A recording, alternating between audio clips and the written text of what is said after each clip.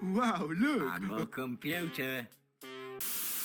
Welcome to District Deep Dive, where we take a look at the history, culture, and political climate of each of Panem's 13 districts. Today, we'll be examining District 3,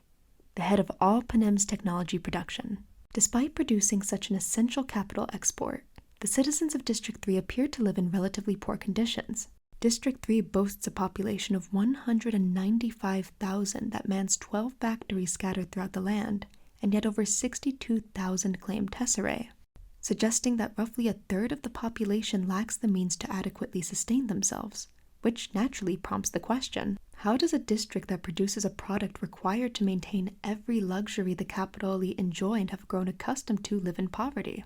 The answer comes from analyzing District 3's political climate, with it maintaining a reputation for rebellious thought and action. Throughout the course of the original trilogy, citizens of District 3 repeatedly expressed the desire to dissent, with this culminating in them being among the first 4 districts to rebel against and overthrow the capital's reign. Yet even prior to this, District 3 is shown as playing an essential role in the initial build-up to the rebellion, with Beatty and Wirus playing vital parts in catching fire's Victor alliance, likely knowing they have the highest likelihood of figuring out any technological quirks of the arena and how best to break the force field. Even as early as the Victory Tour, the citizens of District 3 cling to Katniss as a symbol of hope for the future of rebellion, begging her to speak the truth as to what she feels in regards to the capital. Beyond their poverty, the books seem to suggest that citizens of District 3 are physically sick, with the majority being described as having ashen skin. While this could simply be due to a lack of adequate sunlight exposure, there's also the possibility that this could be due to argyria,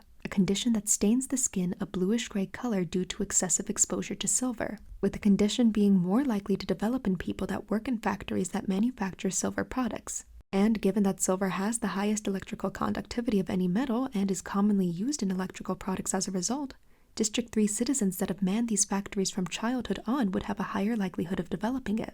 Potential argyria aside, though, citizens of District 3 are often described as being physically weak and most likely malnourished, with even Victor's Beatty and Wirus being described as being small in stature, suggesting a general lack of food even amongst those that should theoretically have the easiest access to it. Their poor physical condition, accompanied by an urban upbringing that prevents them from ever being exposed to harsh environmental conditions or any sort of weaponry with which they could potentially defend themselves, means the only tool District 3 have at their disposal is their intelligence, plus an impressive technological skill set. Almost every tribute ever mentioned from this district has been shown utilizing and weaponizing elements within the arena in order to protect themselves, from basic wires to the explosives that surround the tribute pedestals. Even as early as the 10th Hunger Games, we see tributes Cirque and Tesley modifying drones scattered throughout the arena to better improve their own shot at survival, with this seemingly being the only way in which District 3 tributes can make kills.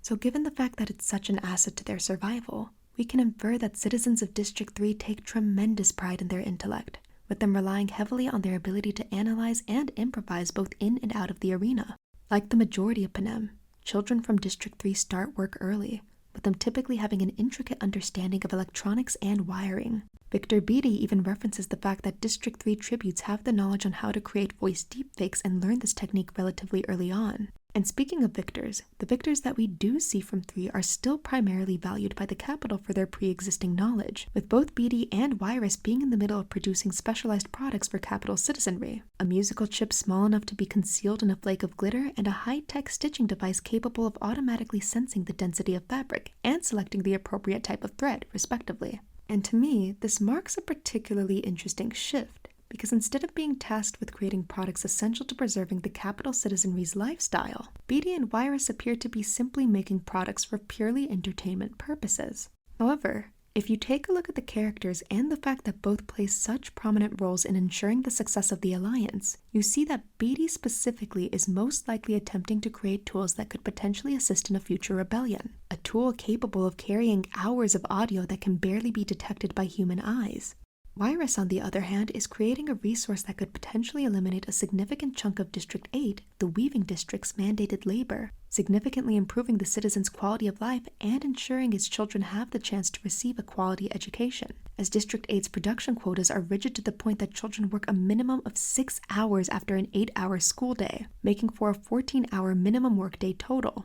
fact that Wirus designs a product likely specifically made with the intention of aiding District 8 takes on further meaning when recalling the fact that District 8, like District 3, is a district viewed as having a high likelihood of rebelling, and is one that suffers in similar ways, being subjected to intense peacekeeper interference and impossible quotas. In addition, they also share a fairly large border, and given BD and Wirus's closeness, it's not difficult to imagine that prior to the events of Catching Fire, the two were collaborating on projects intended to increase the likelihood of a rebellion's success. As to how District 3 behaves in times of war, while this could potentially be attributed to the characters' own individual outlooks, there's a certain pragmatism to the way they construct their tactics. While they are not opposed to using violence as a means of self-preservation, they notably do not wish to weaponize it as a tool for revenge, prioritizing swiftness and efficiency. Although BD, arguably District 3's most important tactician, entertains Gale's cruelest hypotheticals from a purely academic standpoint,